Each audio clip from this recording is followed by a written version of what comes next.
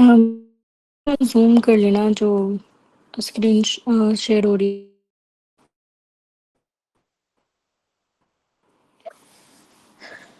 अच्छा चलिए anaesthesia 21st में क्वेश्चन नंबर 1 है a section of caudal bones consist of these fibers most likely अच्छा ये उस दिन पीरियड पर सेरेब्रल पेडुंकल का आया था, आज मिडल का तो आपको पता है सबसे ऊपर आपका मिड ब्रेन पड़ा होता है, फिर पोन्स और लास्ट में मेड्यूला। तो इसी तरह से ना 3 लाइंस लगा लो, सेरिबेलम से एक ऊपर की तरफ लगा लो मिड ब्रेन में, एक हॉरिजॉन्टल लगा लो पोन्स में और एक आप जो है ना मेडुला में, ठीक है। तो ब्रेन कनेक्ट कर रही होती है और पोन्स से हॉरिजॉन्टल और इनफिला से होती है। 20 नंबर 2 है 29 years old sexually active female presented with complaint of urinary urge.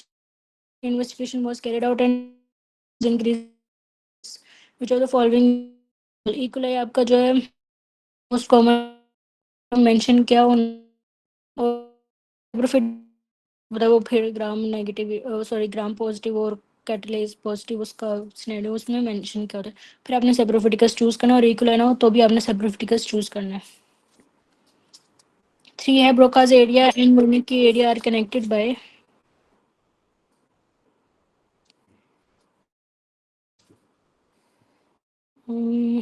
do I have a picture?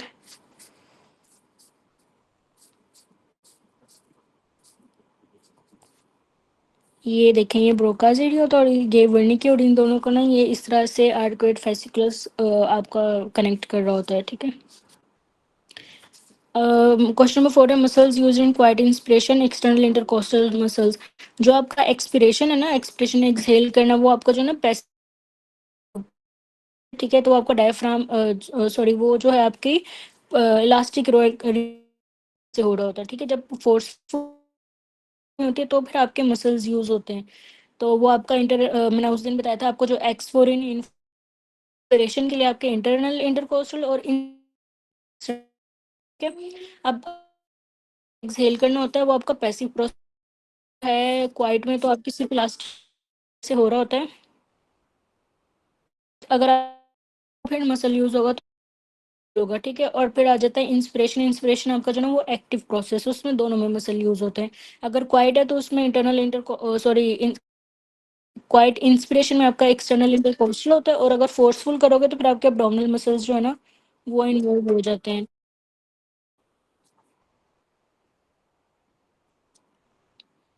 Question number 5 trachea at vertebral level.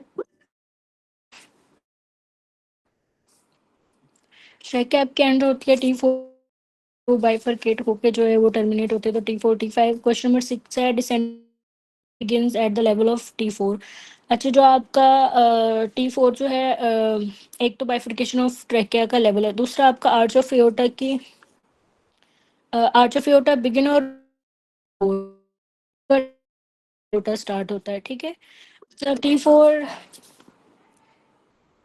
T4 एक और चीज का लेवल है, वो किस चीज में लिखा है अगर आप लोगों ने वहां से पढ़े हुए लेवल्स। पेपर है आपका 21st में मॉर्निंग एनेस्थीसिया। T4 पे एक और चीज आपकी होती है वो मुझे बता दें। रिक्वायर्ड नहीं होती। अच्छा जो आपका ट्रैकिया की बाइफर्केशन होती है। हाँ जी हाँ जी, ट्रैके की बाइफिकेशन भी होती है। नहीं करीना भी नहीं होता। आपका जो लेवल ऑफ निपल होता है ना वो T4 होता है और arch of aorta begin and ends. तो जब एंड हो जाती है T4 पे तो उसका जो थ्रेसिक डिसेंडिंग एओर्टा उसका स्टार्ट जो है फिर वो T4 हो जाता है, ठीक है। cause renal stones by which of the following mechanism। अच्छा ये इतनी दफा आ जाता है विटामिन ए डेफिशिएंसी की वजह से जो है ना आपकी रीनल म्यूकोजा की एट्रोफी हो जाती है और उसकी वजह से जो है स्टोन्स आ जाते हैं। एक तो आपकी विटामिन ए जो है मेटाबॉलिज्म में कर रही होती है हाइपरकैल्सियूरिया और दूसरा जो है ये एपिथेलियम की इंटेग्रिटी को मेंटेन करती है। अगर विटामिन ए नहीं होता तो आपका जो है एट्रोफी ऑफ रीनल म्यूकोजा हो जाता है, वो जो उसका नॉर्मल डिवीजन वो सारी रिप्लेसमेंट हो रही होती है एपिथेलियम की वो। क्वेश्चन नंबर 8 है HCG main function in first time doctor Adiya observation. Mind में करें तो जो MCQ नंबर 3 था उसकी पिक्चर अगर दिखा दें उसका ओके स्क्रीन। ओके आर्कोइड का ये ब्रोकाज और मर्नी क्या एसक्यूएस। ठीक है, thank you so much. Welcome. Question number 8 है HCG main function in first corpus luteum preservation. अच्छा, आपको पता है जैसे ट्रोफोब्लास्ट बनता है, प्रोडक्शन स्टार्ट कर देता है और कॉर्पस लूटियम, जब हमने पढ़ा था कॉर्पस लूटियम के फंक्शंस क्या होते हैं, ये आपके जो है ना 3 हार्मोन्स प्रोड्यूस कर रहा होता है मेनली, जो है ना ये आपका प्रोड्यूस करता है आपकी मेंटेन कर सके एंडोमेट्रियम की थिकनेस को, और जो आपका फर्टिलाइज हो सके। ठीक है, तो एचसीजी का फंक्शन है कॉर्पस लूटियम प्रिजर्वेशन, और उसका मेन फंक्शन है रखना। क्वेश्चन नंबर 9 है restrictive lung disease on spirometry finding will be FE1 जो है वो डिक्रीज होता है। इतना अच्छा बना है यहाँ पे, इस वो चीज़ याद रखनी। FE1 जो है ना आपकी ऑब्स्ट्रक्ट, ठीक है, और रिस्ट्रिक्टिव में है। और जो है आपके जो पे आप लोगों ने दोनों को जो है डिफरेंशिएट हो जाता है, ऑब्स्ट्रक्टिव में डिक्रीज या डिक्रीज होती है। ठीक है, FE1 यहाँ पे 2 प्लस लगाए और रफी में इसको नहीं लिखा, शायद डबल ए में ये अच्छा लिखा हुआ है। तो FE1 जो है ना आपका डिक्रीज होता है। फ्लेक्सिस लाइज एंटी, ये ये पीछे ओटा पड़ा होता है, उसके आगे सीलिएक प्लेक्सिस पड़ा होता है, और आपको पता है फोरगट है उसका, हाँ उसकी सप्लाई भी सीलिएक प्लेक्सिस से होती है, और आपकी इसीलिए जो वहाँ के लिम्फेटिक्स उसको कहते हैं, उसमें ड्रेन करते हैं सीलिएक की, मतलब फोरगट के लिए होता है आपका। क्वेश्चन नंबर 11 है what is the relation of left periodically. Relation आप लोगों ने लाजमी सारे हेड ऑफ पेन के वो सारे जो रिलेशन है ना वो याद आपने लाजमी करने हैं। फिर से इसको आपने इस तरह याद रखना है कि लेफ्ट रीनल वेन के सामने SMA जो है, मतलब ये सामने भी बनता है ना, तो ये फिर पूछा होता है तो इसी, तो लेफ्ट रीनल वेन के सामने जो है ना वो SMA पड़ा होता है सामने। ठीक है, सेम सेम ही है ना, सामने और SMA। नंबर 12 है inflammatory cells transport to the site of inflammation from blood bird. अच्छा, ये तीन दफा आया पोस्ट डीप कॉर्टेक्स में या इनर कॉर्टेक्स में पड़े होते हैं, और इनका बताया हुआ कि ट्रांसपोर्ट करता है ब्लड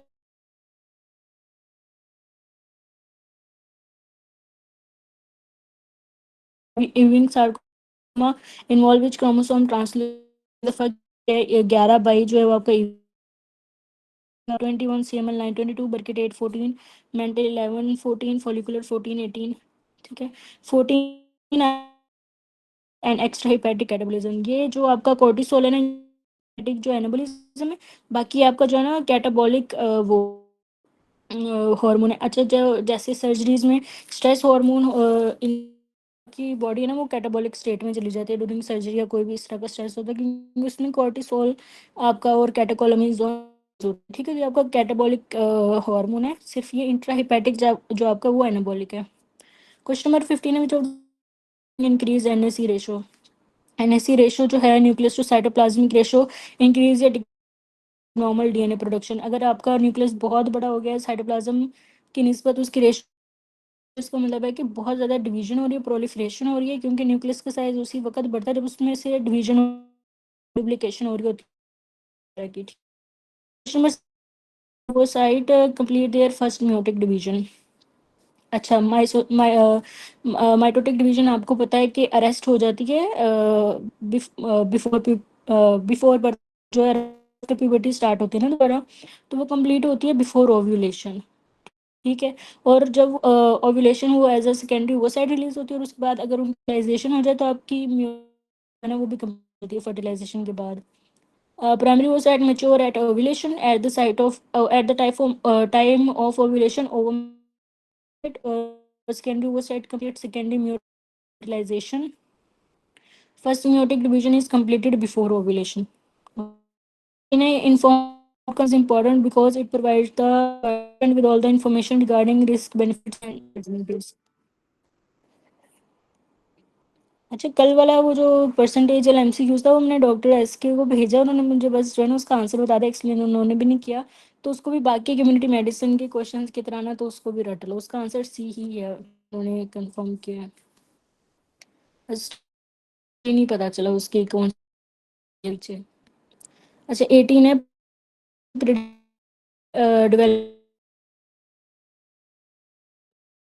डेवलप कहीं इसमें मेडमॉक्स में आई थिंक गलत लाइकन प्लानिस किया हुआ, ये लाइकन प्लानिस तो ना आपका माउथ का होता है, ठीक है। ये प्री मेलिग्नेंट कंडीशन जिसके बाद जो स्क्वेमस सेल ऑफ 19 है कजाल स्टेन, कजाल वाला नहीं है ये, Cajal stem cells within CNS. अच्छा ये सीएनएस में विद मल्टीपल साइटोप्लाज्मिक प्रोसेसेस, तो ये आपका ना प्रोटोप्लाज्मिक एस्ट्रोसाइट्स होते हैं, ठीक। तो आप प्लाज्मिक क्यों कहते हैं, क्योंकि इसका जो साइटोप्लाज्म है ना उसके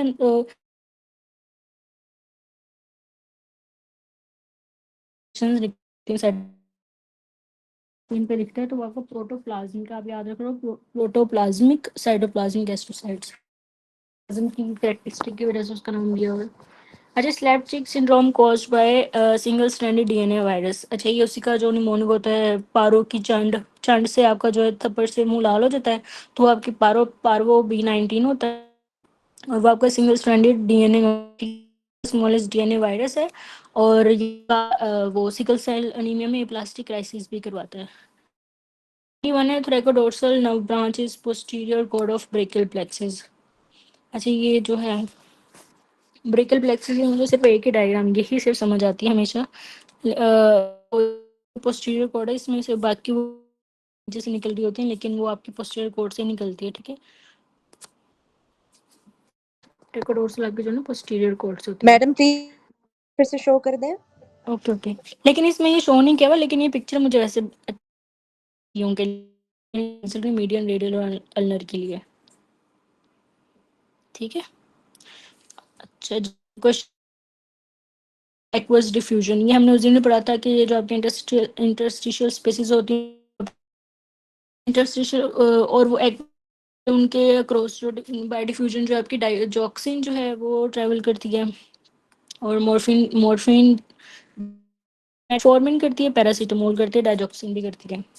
23 आफ्टर आरटीआर पेशेंट है surgical neck of humerus fracture with loss of abduction and loss of sensation of the proximal part of lateral arm वाला बहुत हर पेपर में पूछा इन्होंने, तो आपकी वो एक्सिलरी नर्व सप्लाई करती है।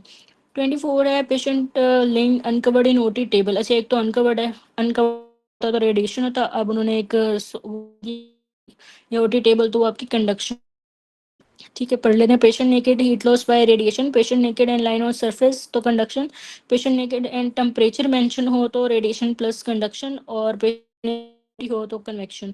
अब आप ये देखो कि कन्वेक्शन सारा कुछ दिया हो ना, नेकेड टेबल टेम्परेचर और ह्यूमिडिटी, फिर नहीं अपनी कन्वेक्शन, जो वो एमसीक्यू आता है ना उसमें कन्वेक्शन नहीं दिया होता ऑप्शन में, और कन्वेक्शन चूज भी नहीं किया होता उसमें, इंडक्शन की होती। जब अभी हमारा पिछला एमसीक्यू आया था जिसमें सिर्फ पेशेंट और ह्यूमिडिटी दो चीजें उन्होंने, तो उधर हमने कन्वेक्शन चूज किया हुआ था, ठीक है।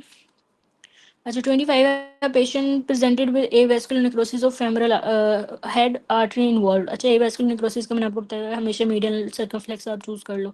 अच्छा एक्सप्लेनेशन है head of femur by medial circumflex, और नेक जो है medial and lateral circumflex, medial circumflex. 26 है during suprapubic catheterization or transverse incision is given which of the following is most likely to be damage, तो epigastric artery होती है। अच्छा अब आपको मैंने उस दिन भी बताया था इंफीरियर एपिगैस्ट्रिक आपकी जो है इंग्वाइनल लिगामेंट के पीछे से ऊपर की तरफ जा रही होती है, तो उधर ही आपको पता है आप ट्रांसवर्स इंसिजन दे रहे हो वो सुप्राप्यूबिक कैथेटराइजेशन के लिए, तो वो डैमेज होने के चांस होते हैं। 27 है state baby can be of ये जो आपका एंटीरियर फोंटेनाले है जिसको ब्रैगमा कहते हैं, उस हाइड्रेशन को असेस करते हैं, और एक एमसीक्यू आता है पोस्टीरियर फोंटेनाले का नाम क्या, तो वो 28 है patient has redness at mandible pain on chewing relief in 4 minutes. अच्छा कार्बामेज़पिन चूज किया हुआ है, तो ये आपका है तो एल्जिया का ही, लेकिन उसमें जो ना नहीं होती, और अगर जो और जो है इसमें दूसरा ये कि और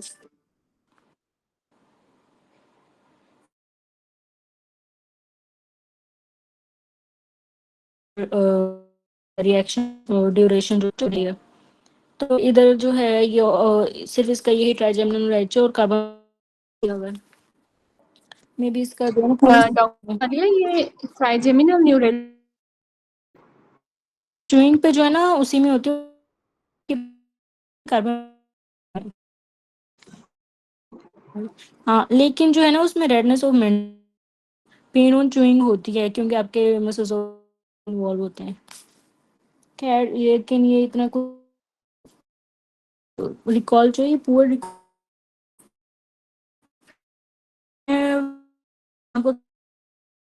वो एक्शन भी नहीं होता। 29 है fifth month of pregnancy with thyrotoxicosis with drugs फिर भी गो।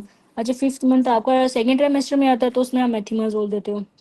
फर्स्ट ट्राइमेस्टर में आप मेथिमाजोल नहीं देते क्योंकि ये कार्सिनो होता है। ठीक है तो बच्चे के ऑर्गन्स डेवलपमेंट हो रही होती है फर्स्ट ट्राइमेस्टर में तो आप इसको फर्स्ट में नहीं देते सेकेंड में देते हो। और फर्स्ट में देते हो पी से पहले पी से पीटीयू तो फर्स्ट ट्राइमेस्टर में आप पीटीयू देते हो।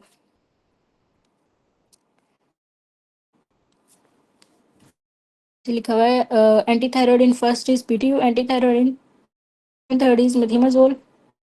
अच्छा पीटीयू जो है ना सेकंड और थर्ड में नहीं देते क्योंकि ये हेपेटोटॉक्सिक होता है। ठीक है दे देते मजोल पे convert. Thyroid for thyroid storm जो है पीटीयू देते हैं थायराइड स्ट्रॉम के लिए।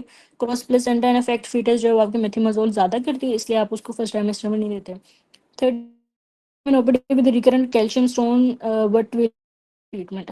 अच्छा ये ना इसका थायराइड डाययूरेटिक्स का होते हैं केजी लग करके ना आई थिंक नहीं होता बाकी सारा कुछ इंक्रीज होता है हाइपर कैल पर यूरिया इस तरह सारा तो वो मैं आपको ना देख के वो बता दूंगी इसका।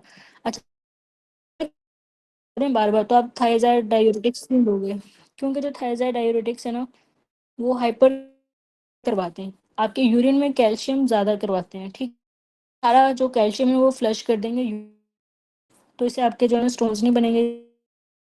तो ये हाइपर कैल्सी यूरिया करवाता है थायराइड डाययूरेटिक्स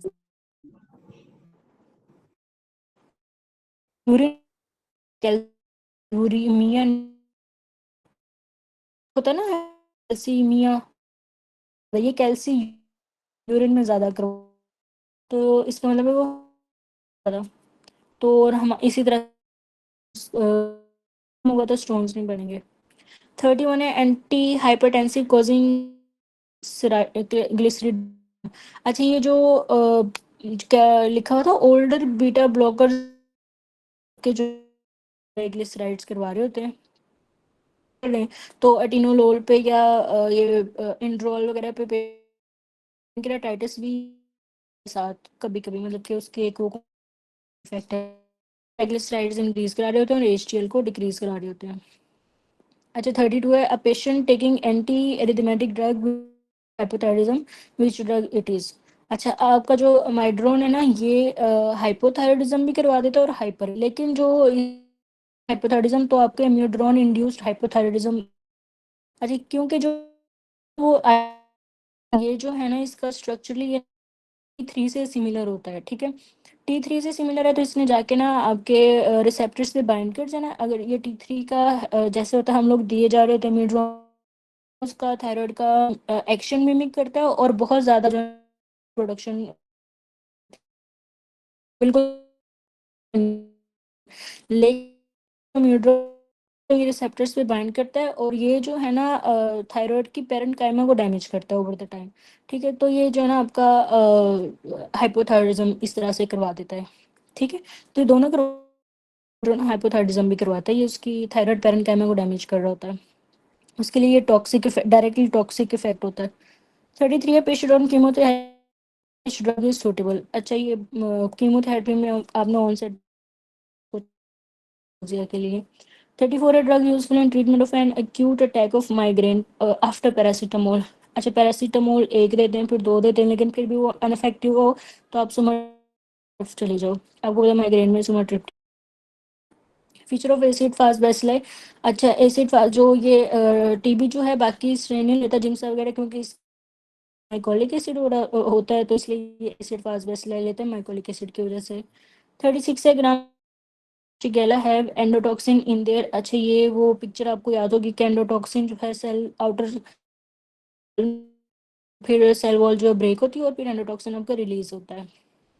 37 है प्लाज्मा और यूरिया दोनों में सेल वो है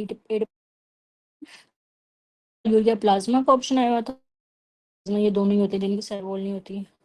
38 है डीओसी सीजर्स। अच्छा ये फार्मागन फर्स्ट टेबल है, उसमें से इस दफ़ा आएंगे 2-3 क्वेश्चन, तो वो आप लोग उसको भी याद कर लेना। पार्शियल के लिए कार्बामेज़ेपिन होता है और जो नीचे लिखा हुआ है टॉनिक क्लोनिक के लिए वेलप्रो, और एब्सेंट के लिए जो है एथोसिक्समाइड जो है ये वाली उसके एब्सेंस के लिए होते हैं, एब्सेंस सीजर जो होते हैं आपके।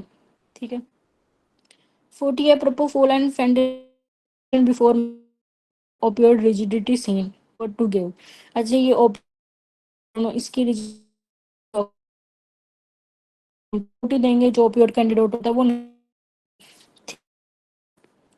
41 है patient having right sided vision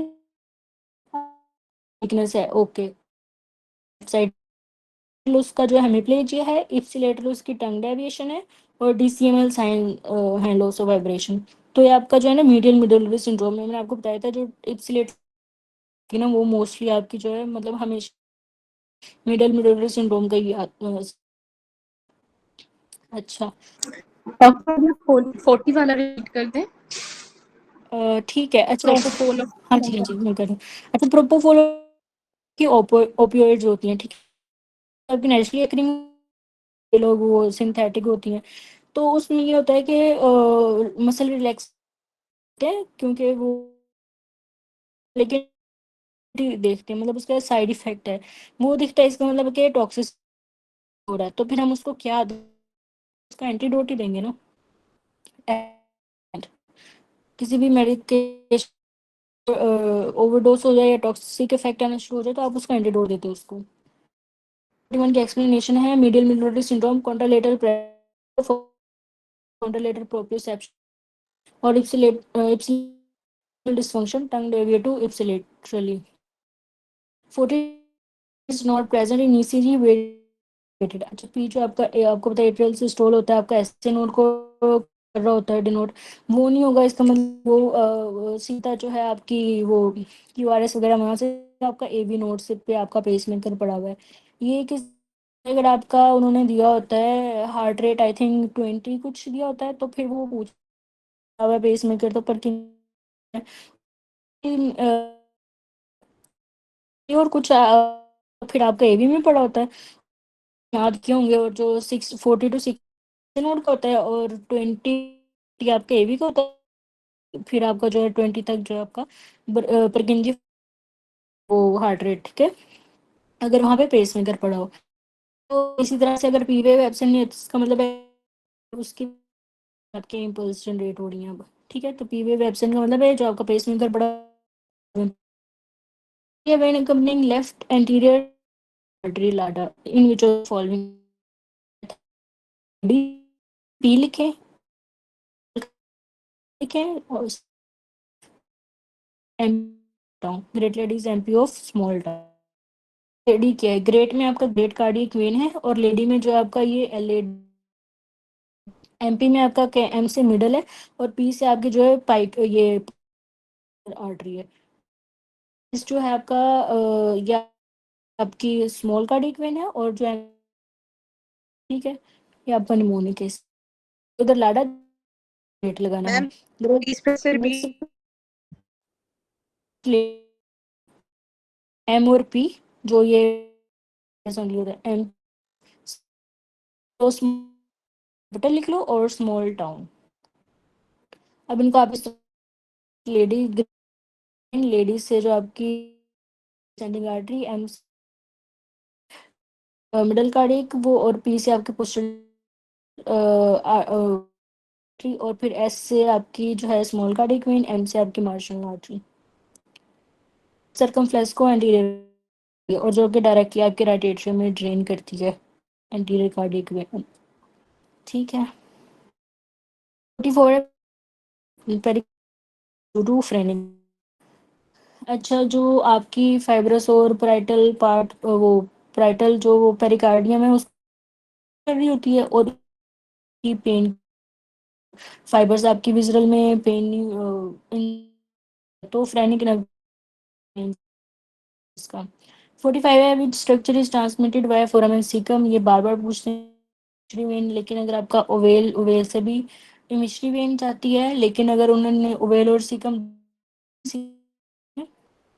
ये पीछे एमसीक्यू आया था कि इसका सीक्वेंस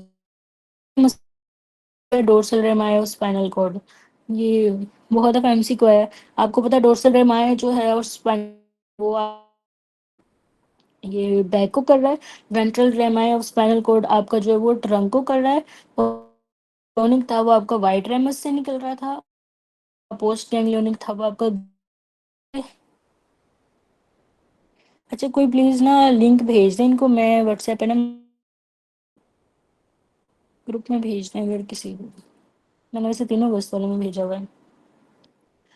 अच्छा मुझे अच्छा जो आपका पोस्टीरियर गैंग्लियोनिक है वो आपका ग्रे रेम है, और जो आपका डोर्सल हॉर्न है उससे आपके जो है सेंसरिंग कर रही होती है, और जो आपका वेंट्रल है उससे आपकी मोटर फाइबर। 7 है फ्रॉम क्लोसिस on tip of nose to cavernous sinus by superior ophthalmic vein. Infection और थ्रोम्बोसिस ना दोनों का आता है, ठीक है। जो नसीम शहजाद है उसने गलत लिखा, लेकिन इन्होंने इधर ना एक्सप्लेनेशन में ऐसे ने कवर की हुई है कि आपके चाहे वो इन्फेक्शन हो चाहे थ्रोम्बोसिस हो, दोनों जो है ना आपके सुपीरियर ऑप्थेल्मिक वेन। 8 है 72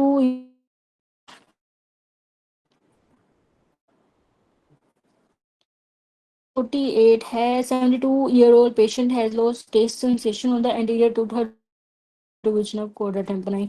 अच्छा मतलब ये स्पेशल वो पूछ रहे हैं, मतलब टेस्ट सेंसेशन जो है आपकी, और ये ट्राइजेमिनल से जाती है, और टेस्ट वाली आपकी फिर उन्होंने उसकी मजीद जो मैंने आपको पहले बताया था कि इस दफ़ा उन्होंने सिर्फ जो है ना उनकी भी आगे से ब्रांच दी होती है। तो लिंगुअल आपकी ट्राइजेमिनल की है जो कि जनरल सेंसेशन लेके जाती है, और कोडा टेम्पनाई आपकी जो फेशियल की है जो कि टेस्ट सेंसेशन लेके जा रही होती है। और पोस्टीरियर आपकी 9 और पोस्टीरियर मोस्ट 10 वेगस और क्लोसोफ्रेंजियल। अच्छा 49 है लीस्ट कॉमन, तो इस सर्विक्स है। फ्लोपियन ट्यूब तो आपको पता है ना कि कॉमनली हो रही होती है एक्टोपिक प्रेगनेंसी, इसके डाटा में भी है, तो इसको 50 है द मैम यस। इस सरफी में ओवरीज लिखा हुआ है लीस्ट कॉमन साइज। अच्छा वहाँ सर्विक्स का ऑप्शन नहीं होगा फिर, एमसीक्यू उसका यही तो मसला है। रफ़ी जो है ना आपको सीक्वेंस में बता, वो सिर्फ एमसीक्यू और उसके आगे उसका आंसर लिखा होता है, ये डबल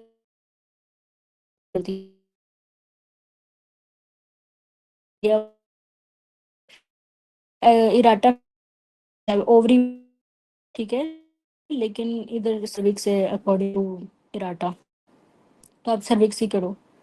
50 है the fibres transmitting pain pressure are C fibres. C fibres ही है, लेकिन अब मुझे डेल्टा ही लगता है, लेकिन इसका कोई जो है की को फॉलो करो, फाइबर्स करो। 51 है carbohydrate is regularly consumed by lady eat bread of wheat what does it contain thiamine। ये आप लोग कार्बोहाइड्रेट का जो है ना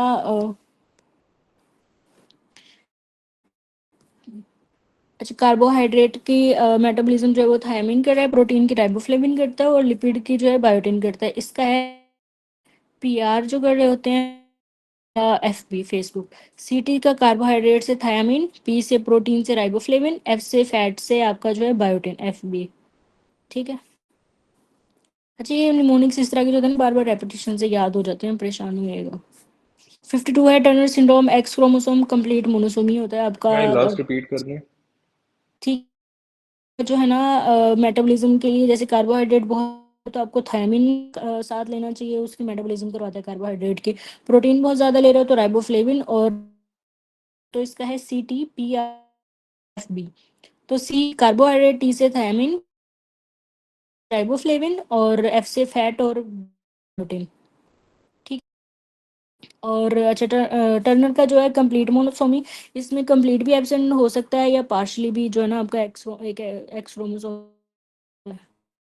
Yeah, security guard got a gunshot injury on lower back after physiotherapy and rehabilitation. He had lost contralateral pain and temperature।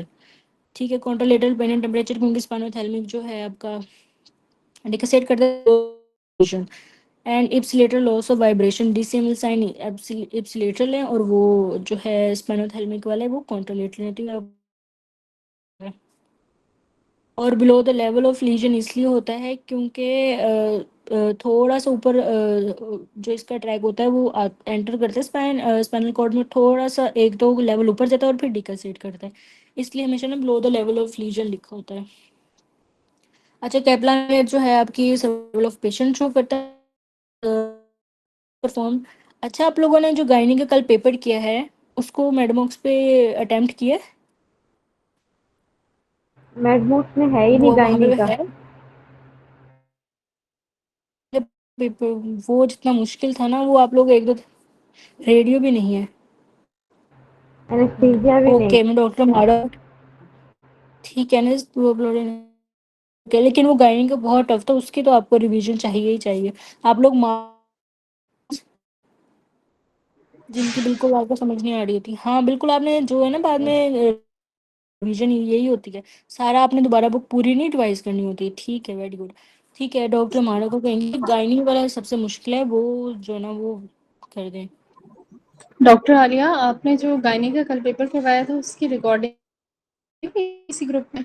मैंने वो ना, उन्होंने मुझे कहा है आपने सिर्फ डॉक्टर और मैं करनी है, मैंने उनको सेंड कर दी थी, उन्होंने अपलोड नहीं किया। ठीक, वो भी शायद ऑन कॉल है, पता नहीं, वो आज वो उन्होंने वो भी नहीं अप्रूव किया जो ऐप का करना होता है, लॉगिन का, जो भी वाइट यूट्यूब पे वो लाइव। कल मिस हो गया था लेक्चर और है भी इम्पोर्टेंट, तो फिर हम वहाँ से ना जिसका अगर मिस कर लें। ठीक है, ये वाला पेपर उसकी रिकॉर्डिंग भेज के मैं उनको बोल दूंगी अपलोड करने की, ये वाली। चलें, क्वेश्चन नंबर 55 है, when a test is performed in a disease person is positive. अच्छा, पॉजिटिव ना वो ट्रू पॉजिटिव होता है, negative among negative is your negative. ठीक है।